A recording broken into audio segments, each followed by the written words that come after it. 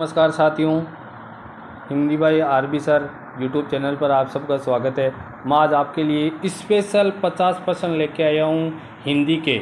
जो भी BSTC, PTT या कोई सा भी राजस्थान का जिसमें हिंदी है, कोई सा भी कंपटीशन है जिसमें हिंदी है, उन सब में ये पर्सन बहुत ही काम आने वाले, बहुत ही अच्छे पर्सन है। मैंने बहुत मेहनत करके ये पर्सन बनाए हैं। आप देखना न भूले, सभी इसको देखें और आगे से आगे शेयर करें ताकि किसी विद्यार्थी का तैयारी करने वाले का भला हो सके। मैंने बहुत मेहनत करके 50% बनाए। आप एक बार इन 50% से गुजरे और देखें कि ये आपको देखने में बहुत ही नॉर्मल लगेंगे, लेकिन बहुत सारे एग्ज़ाम ऐसे होते हैं जो ऐसे पर्सन उठाता है एग्जामिनर, जो बिल्कुल नॉर्मल लगता है लेकिन हमारा कभी देखा हुआ नहीं होता है। आज देखो, हम देखते हैं कैसे पर्सन है ये। तो हमारा आज का पहला पर्सन है संवैधानिक दृष्टि से हिंदी भाषा, हिंदी भारत की भाषा है। संवैधानिक दृष्टि से हिंदी भारत की भाषा है। तो कौन सी भाषा है? राजभाषा है। कौन सी भाषा है भाई? राजभाषा है। बहुत सारे मैंने बच्चों की कापियाँ देखी, बहुत सारे टीचर्स भी लिख देते हैं, प्राइमरी स्कूलों में पढ़ाते हैं, सुलेख डाल देते हैं कि हमारी राष्ट्रभाषा हिंदी है। हमारी राष्ट्रभाषा अभी तक हिंदी नहीं है भाई, हमारी हिंदी है वो अभी तक राजभाषा है, राष्ट्रभाषा नहीं है। ठीक है, तो इस बात का आपको ध्यान रखना है कि हिंदी अभी तक क्या है भाई? राजभाषा है। तो संवैधानिक दृष्टि से हिंदी भारत की राजभाषा है। क्या है? राजभाषा है। दूसरा प्रश्न है, संविधान की किस अनुसूची में भाषाओं को रखा गया है? संविधान की किस अनुसूची में भाषाओं को रखा गया है? तो 8वीं अनुसूची में भाषाओं को रखा गया है। संविधान की 8वीं अनुसूची में भाषाओं का जिक्र किया गया है। 3 नंबर प्रश्न है, अब तक संविधान की 8वीं अनुसूची में कितनी भाषाओं को शामिल किया गया है?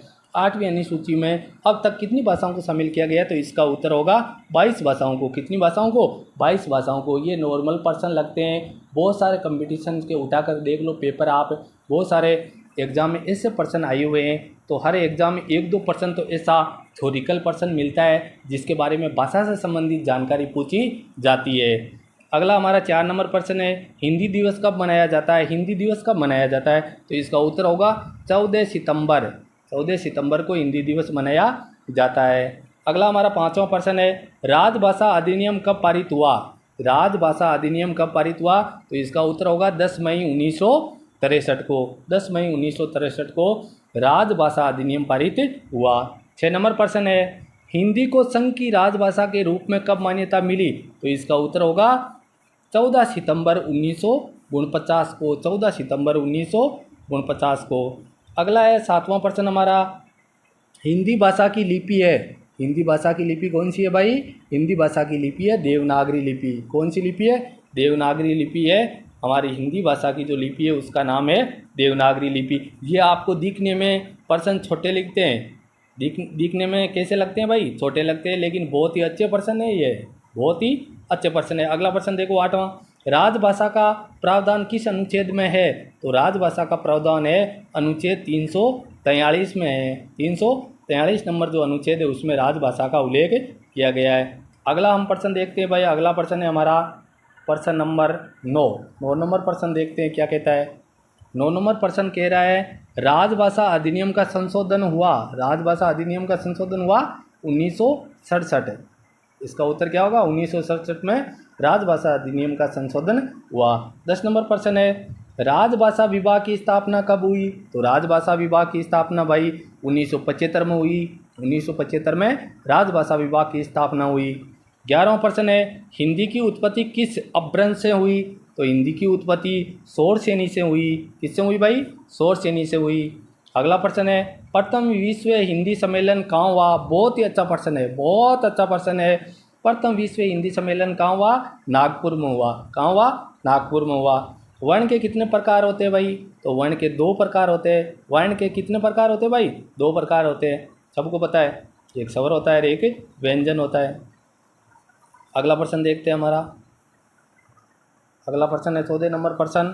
वो प्रश्न क्या कह रहा है, वर्ण के उच्चारण में लगने वाला समय क्या कहलाता है? तो वो मात्रा कहलाता है। वर्ण के उच्चारण में लगने वाले समय को क्या कहते हैं? मात्रा कहते हैं। भाषा की सार्थक लघुत्तम इकाई कौन सी है? तो भाषा की सार्थक लघुत्तम इकाई, लघुत्तम इकाई नहीं पूछ रहा है, पूछ रहा है भाषा की सार्थक लघुत्तम इकाई कौन सी है? तो कौन सी है भाई? शब्द है। कौन सी है? शब्द है, वो भाषा की सार्थक लघुत्तम यानी सबसे छोटी इकाई है। अगला प्रश्न है स्वरों की संख्या कितनी है? तो स्वरों की संख्या 11 होती है। कितनी है? 11 है हिंदी में स्वरों की संख्या। बहुत सारी किताबों में 10 भी दी गई है, बहुत सारी किताबों में 13 भी दी गई है, लेकिन इसका करेक्ट आंसर क्या है भाई? स्वरों की संख्या हिंदी में कितनी है? 11 है। हिंदी वर्णमाला में मूल स्वर कितने हैं भाई? तो हिंदी वर्णमाला में मूल स्वर 4 है। अगला प्रश्न, व्यंजनों की संख्या कितनी होती है? तो व्यंजन कितने हैं भाई? व्यंजन 33 है। कितने व्यंजन? 33 है। अगला प्रश्न, भाषा का व्यवस्थित क्रम कैसा होता है? भाषा का व्यवस्थित क्रम कैसा होता है? पहले वर्ण या ध्वनि, उसके बाद में शब्द, उसके बाद में पद, उसके बाद में वाक्य, और फिर भाषा का निर्माण होता है। ठीक है भाई। अगला प्रश्न है 20 नंबर, मुखाकृति के आधार पर स्वर भेद कितने होते हैं? मुखाकृति के आधार पर स्वर भेद कितने होते हैं भाई? 4 होते हैं। कितने होते हैं? 4 होते हैं। अगला प्रश्न है अयोगवा वर्ण कितने प्रकार के होते हैं? तो अयोगवा वर्ण है वो भाई 2 प्रकार के होते हैं। कितने प्रकार के होते हैं? 2 प्रकार के होते हैं। क्या? अयोगवा वर्ण। अयोगवा वर्ण कितने प्रकार के होते हैं? 2 प्रकार के होते हैं। अयोगवा वर्ण कितने प्रकार के होते हैं? 2 प्रकार के होते हैं। अगला प्रश्न, स्पर्शी वर्ण कितने होते हैं? स्पर्शी वर्ण कितने होते हैं भाई? स्पर्शी वर्ण 25 होते हैं। कैसे लेकर के कहाँ तक? मैं तक। कैसे लेकर के मैं तक, ये जो 25 होते हैं ये क्या होते हैं भाई? स्पर्शी वर्ण कहलाते हैं। अंतस्थ व्यंजन कितने होते हैं भाई? तो अंतस्थ व्यंजन भाई 4 होते हैं। ऊष्म व्यंजन कितने होते हैं भाई? ये भी 4 होते हैं। संयुक्त व्यंजन कितने होते हैं भाई? ये भी 4 होते हैं। और द्विगुण व्यंजन कितने होते हैं भाई? 2 होते हैं। द्विगुण व्यंजन कितने होते हैं? 2 होते हैं। हड़े और ढे, हड़े और ढे, जिनके नीचे ये लगा हुआ है नुक्ता, बिंदी लगी हुई है ना, ये द्विगुण व्यंजन में आते हैं भाई। स्वतंत्री, स्वरतंत्री, स्वतंत्री नहीं है भाई, स्वरतंत्री क्या है? 27 नंबर प्रश्न कह रहा है स्वरतंत्री के आधार पर व्यंजन होते हैं। स्वरतंत्री के आधार पर व्यंजन होते हैं 2 होते हैं भाई। कितने प्रकार के? 2। एक तो घोष और एक होता है अघोष। एक तो होता है घोष और एक होता है अघोष। अगला हमारा 28 नंबर प्रश्न है श्वास के आधार पर व्यंजन। श्वास के आधार पर, यानी हम जब सांस लेते हैं तो वर्गीकरण करते हैं, तो श्वास के आधार पर हमारा जो वर्गीकरण है व्यंजनों का वो 2 प्रकार का होता है। एक तो होता है अल्प प्राण और एक होता है महाप्राण। एक तो होता है अल्प प्राण और एक होता है महाप्राण। ये आपको प्रश्न छोटे लगते हैं भैया, दिक्कत में छोटा लगे लेकिन गाँव करे गंभीर। ये प्रश्न आपको छोटे लगते हैं और ऊपरी तौर पर से ऐसे लगते हैं कि नॉर्मल प्रश्न है। ऐसे प्रश्न बहुत बार परीक्षाओं में पूछे जाते हैं। तो देखो कुल मात्राएं कितनी होती है? हमारा 29 नंबर प्रश्न क्या कह रहा है? कुल मात्राएं कितनी होती है? तो कुल मात्राएं 10 होती है भाई। कितनी होती है? 10 होती है। एक की कोई मात्रा नहीं होती है, एक की कोई मात्रा नहीं होती है। कुल कितनी मात्राएं होती है? 10 होती है। अगला हमारा 30 नंबर प्रश्न है हिंदी वर्णमाला में मूल वर्ण कितने हैं? तो हिंदी वर्णमाला में मूल वर्ण 44 होते हैं भाई। कितने हैं? 44 है। कितने हैं? 44 है हिंदी वर्णमाला में मूल वर्ण। हिंदी में कुल वर्ण है भाई 52। कितने हैं? 52 है हिंदी में कुल वर्ण। और मूल वर्ण कितने हैं? 44 है। अगला प्रश्न है हिंदी में मुख्य रूप से संज्ञा के कितने भेद होते हैं भाई? तो हिंदी में मुख्य रूप से संज्ञा के 3 भेद होते हैं भाई। बहुत सारे ऐसे लिख देते हैं कि 5 होते हैं, 5 नहीं होते। मुख्य रूप से हिंदी में संज्ञा के कितने भेद होते हैं भाई? मुख्य रूप से हिंदी में संज्ञा के कितने भेद होते हैं? तो मुख्य रूप से हिंदी में संज्ञा के भेद 3 ही होते हैं भाई। कितने होते हैं? 3 ही होते हैं। मुख्य रूप से संज्ञा के भेद 3 होते हैं, और वैसे 5 भी होते हैं, लेकिन वो जातिवाचक के 2 उपभेद होते हैं, उनको मिलाते हैं ना, तब क्या होता है? 2 को और मिला देते हैं, तब क्या हो जाते हैं भाई? 5 हो जाते हैं। अगला प्रश्न है हमारा सर्वनाम के भेद होते हैं। तो सबको पता है सर्वनाम के 6 भेद होते हैं।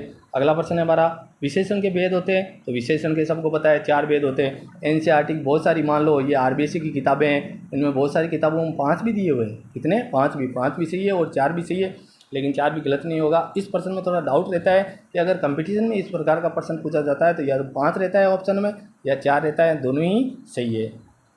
अगला देखो 35 नंबर प्रश्न कह रहा है कर्म के आधार पर क्रिया के कितने भेद होते हैं भाई? तो कर्म के आधार पर क्रिया के 2 भेद होते हैं। एक तो होता है सकर्मक, एक तो होता है सकर्मक, और एक कौन सा होता है भाई? अकर्मक। एक कौन सा होता है? अकर्मक। एक तो सकर्मक और एक अकर्मक। अगला हमारा 36 नंबर प्रश्न है अव्यय कितने प्रकार के होते हैं? तो अव्यय 4 प्रकार के होते हैं। अगला प्रश्न है काल कितने प्रकार के होते हैं? तो काल 3 प्रकार के होते हैं। काल कितने प्रकार के? 3 प्रकार के। एक तो भूतकाल, एक वर्तमान काल और एक भविष्यत काल। ये 3 प्रकार के काल होते हैं भाई। हिंदी में लिंग कितने होते हैं भाई? तो हिंदी में लिंग 2 होते हैं। संस्कृत में होते हैं 3 और हिंदी में कितने होते हैं? 2। एक तो पुल्लिंग और एक स्त्रीलिंग। ठीक है भाई। अगला प्रश्न है हिंदी में वचन कितने होते हैं? तो हिंदी में लिंग भी 2 होते हैं और हिंदी में वचन भी कितने होते हैं भाई? 2 होते हैं, एक वचन और बहुवचन। एक वचन और बहुवचन। हमारा नेक्स्ट पर्सन है भाई, अगला पर्सन है हमारा, हिंदी में कारक कितने होते हैं। हिंदी में, यहाँ पर हिंदी कारक हो गया, हिंदी में आता, टाइपिंग मिस्टेक हो गई भाई। हिंदी में कारक होते हैं 8। कितने होते हैं भाई? 8 होते हैं। हिंदी में कारक कितने होते हैं? 8। वाच्य कितने प्रकार के होते हैं भाई? तो वाच्य 3 प्रकार के होते हैं। कितने प्रकार के? 3 प्रकार के, कीर्तिवाच्य, क्रमवाच्य और भाववाच्य, ये 3 प्रकार के वाच्य होते हैं। जातिवाचक संज्ञा के उपभेद, ये देख लो मैंने बात की थी उपभेद, तो जातिवाचक संज्ञा के कितने उपभेद होते हैं? 2 होते हैं। एक तो द्रव्यवाचक संज्ञा, एक तो कौन सी होती है? द्रव्यवाचक, और एक होती है समूहवाचक, एक होती है समूहवाचक। अगला हमारा प्रश्न है, हिंदी भाषा की लिपि है, तो हिंदी भाषा की लिपि कौन सी है? देवनागरी है भाई। कौन सी है? देवनागरी। ये प्रश्न रिपीट हो गया, बहुत ही अच्छा प्रश्न है, कोई बात नहीं। अगला प्रश्न देखो, समाज के भेद कितने हैं भाई? 6 होते हैं। समाज के कितने भेद होते हैं? 6 भेद होते हैं समाज के। अगला हमारा प्रश्न है, वाच्य का प्रभाव किस पर पड़ता है? तो वाच्य का प्रभाव किस पर पड़ता है भाई? क्रिया पर पड़ता है। वाच्य का प्रभाव किस पर पड़ता है? क्रिया पर पड़ता है। अगला प्रश्न है, संधि के भेद होते हैं, तो संधि के 3 भेद होते हैं। कितने भेद होते हैं भाई? 3 भेद होते हैं। स्वर संधि, व्यंजन संधि और विसर्ग संधि, ये 3 प्रकार की होती है संधि, फिर उनके अलग अलग भेद होते हैं। अगला हमारा प्रश्न है भाई, अगला प्रश्न क्या है? प्रत्यय हमेशा लगते हैं, तो प्रत्यय हमेशा कब लगते हैं भाई? शब्द के बाद में, यानी अंत में लगते हैं प्रत्यय। कोई भी शब्द हो उसके अंत में क्या लगते हैं? प्रत्यय लगते हैं। उपसर्ग हमेशा लगते हैं, तो उपसर्ग हमेशा शब्द के पहले लगते हैं भाई, पहले जुड़ते हैं, और प्रत्यय बाद में जुड़ते हैं। अगला प्रश्न है हमारा, गुण 50, पानी में आग लगाना मुहावरे का अर्थ है। पानी में आग लगाना मुहावरे का क्या अर्थ है भाई? जहाँ लड़ाई होना असंभव हो वहाँ पर भी लड़ाई करवा देना, मतलब पानी में आग लगा देना होता है।